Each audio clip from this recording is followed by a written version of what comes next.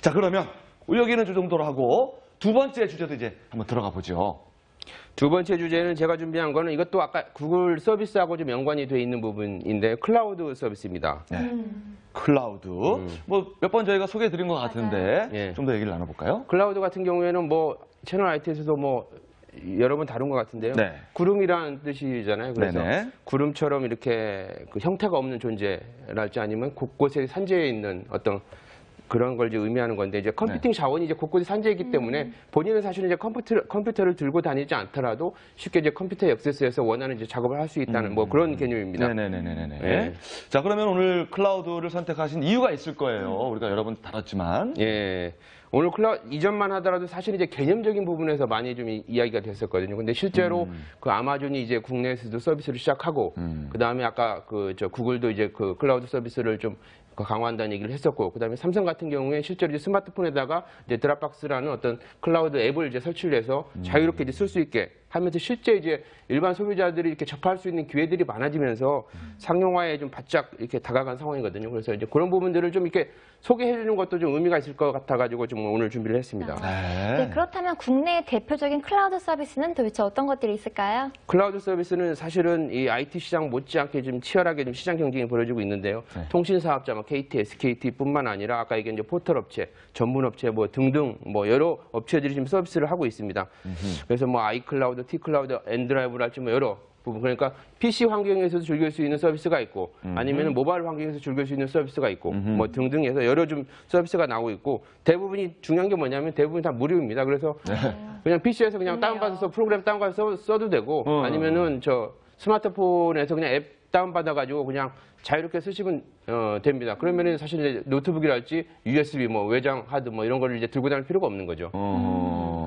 네, 근데 각 기업마다 이렇게 다양하게 있는데 어떤 특징이 있는지 설명 좀 부탁드릴게요. 여기 좀 그래픽이 좀 나올 것 같은데요. 여기 그 이제 네이버 같은 경우 이제 이 클라우드 서비스를 볼 적에는 이제 그 기능보다는 어느 정도 이제 그 저장 용량을 이제 제공하느냐 부분들을 좀 체크를 해야 되는데 지금 현재 보면은 사실 이제 다음 클라우드랄지 뭐 미국의 드랍박스 같은 경우가 좀 제일 큰 한 50기가 정도를 좀 제공하고 있는 상황이거든요.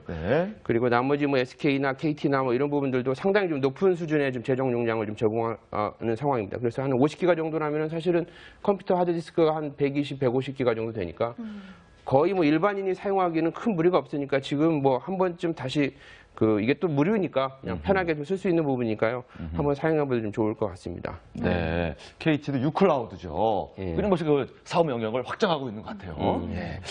자, 또 정부도 국내 클라우드에 대해서 좀 시장 활성화에 나섰다고 들었는데 무슨 법률도 마련을 했죠? 예.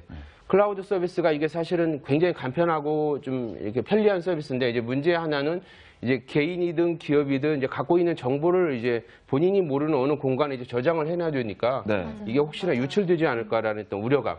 그다음에 이게 혹시나 다른 사람이 해킹으로 해서 내 정보를 가져가지 않을까 하는 어떤 그런 불안감들이 있는데요. 이런 부분들을 좀 보완하기 위해서 조금 이제 인증제 비슷하게 해서 이 업체는 이제 믿을 만한 업체다. 뭐 이런 거를 이제 법적으로 이제 보장을 해주는 거죠. 그리고 문제가 생겼을 경우에는 이제 이런 문제에 대해서 어떻게 손해배상을 받고 뭐 이런 부분에 대한 어떤 절차를 좀 마련하기 위해서 좀 법적인 작업을 좀 진행했습니다. 네, 이용자 보호에 대한 법률을 준비를 했습니다. 자, 그렇다면은 앞으로 IT 클라우드 어떤 해결 과제 뭐라고 생각을 하세요? 이게 뭐 편리한 서비스지만 뭐 모든 서비스, IT 서비스가 뭐 다 비슷하지만 항상 그 밝은 면이 있으면은 어두운 면이 있지 않습니까? 그럼요. 그러니까 이 클라우드 서비스도 간편하고 진짜 써보면은 훌륭한 서비스인데 아까도 얘기했지만 이제 보안 문제가 아직은 좀 이렇게 일반인들이 좀 불안해하는 부분들이니까 이 보안 문제를 해결하는 것이 이 시장 활성화를 위한 어떤 큰 이 과제가 되지 않을까라는 생각을 해봅니다. 그렇습니다. 보안만 해결되면 뭐 어디서든 언제든 쉽고 편리하고 빠르게 쓸 수 있으니까 보안만 좀 빨리 해결이 됐으면 좋겠습니다.